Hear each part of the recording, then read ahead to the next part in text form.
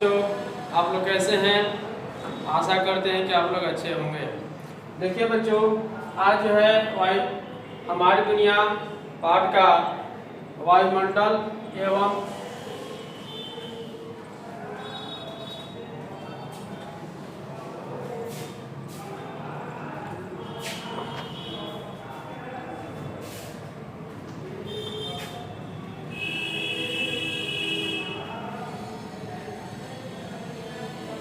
सुप्रभात बच्चों, आप लोग कैसे हैं?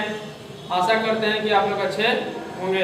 देखिए बच्चों, आज जो है हम लोग वर्ग सप्तम का हमारी दुनिया किताब का पाठ चौथा वायुमंडल एवं इसका संगठन पर जो है हम लोग चर्चा करेंगे। देखिए बच्चों, पिछले वीडियो में हम आप लोगों को जो है इसके मंडल के बारे में, वायुमंडल के बारे में बताए हैं। क्षोभ मंडल, समताप मंडल, आयन मंडल, ओजोन मंडल और बहिर्मंडल के बारे में भी बताए हैं।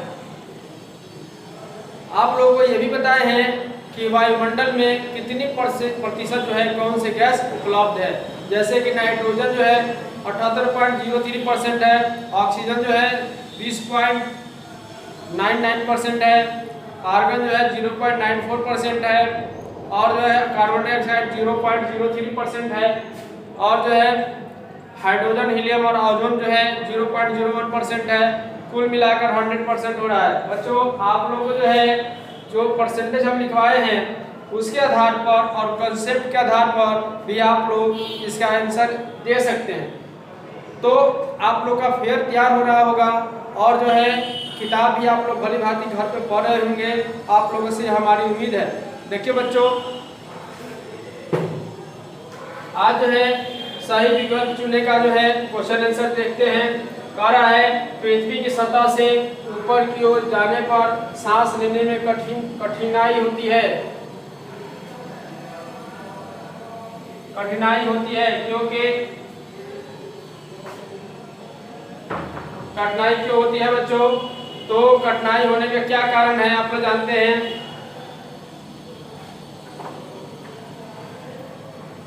कठिनाई इसलिए होती है क्योंकि हम लोग जानते हैं कि हमारा वायुमंडल में सबसे ज़्यादा नाइट्रोजन है और ऑक्सीजन जो है वो जो है बहुत ही कम है। तो जैसे जैसे हम लोग ऊंचाई की ओर बढ़ते हैं ऑक्सीजन की मात्रा कम होती जाती है। पहाड़ पर भी जो है हम लोग को खाना जो पकाते हैं क्यों देर से पकता है? क्योंकि वहाँ वायुमंडल प्रेशर जो है कम पड़ता है, ठीक ना, प्रेशर कम है तो उच्च दाब कम मिल पाता है, तो यही कारण है। और बच्चों जो है पहाड़ पर जैसे जाते हैं हम लोग को जो है ऊंचा चढ़िएगा घर पर, तभी भी 3 मंजिला 4 मंजिला 5 मंजिला पर चढ़िएगा आप देखिए कि हम लोग सांस लेने में कठिनाई होती है, दम खुलता है।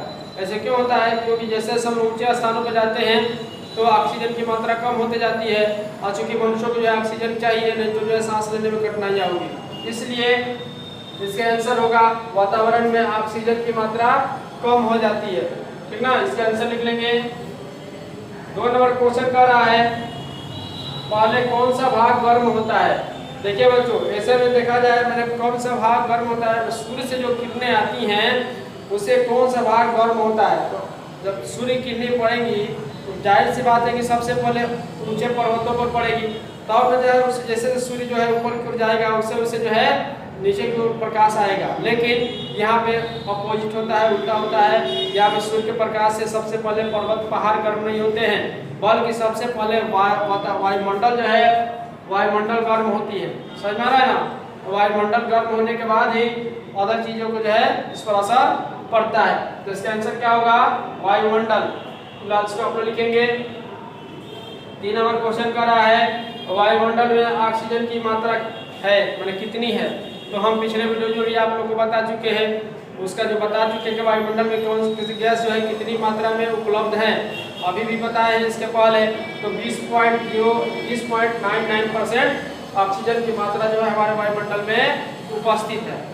और देखिए 7 नंबर क्वेश्चन कर रहा है वायुमंडल की सबसे पहली परत है कौन सी परत है? उसमें सबसे पहली परत जो है वायुमंडल की क्षोभ मंडल है, ठीक ना। इसको भी हम चर्चा कर चुके हैं, बता चुके हैं।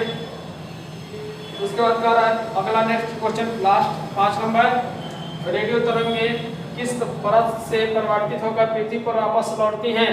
तो रेडियो तरंगें जो है कौन से परत से परिवर्तित होकर वापस लौटती है? तो आयन परत से, आयन मंडल से, ठीक ना। इसको आप लोग फेयर कॉपी में लिखेंगे।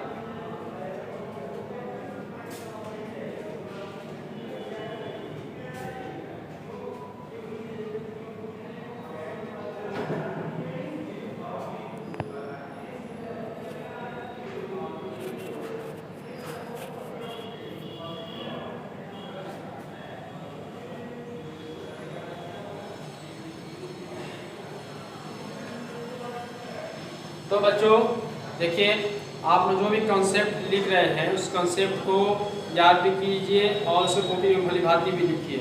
देखिए बच्चों, वातावरण में हम पहले ही बता चुके हैं क्षोभ मंडल, समताप मंडल, आयन मंडल, ओजोन मंडल और बहिर्मंडल। इसको जो है आपको घर पर बढ़िया से पढ़ना है, कॉन्सेप्ट तैयार करना है।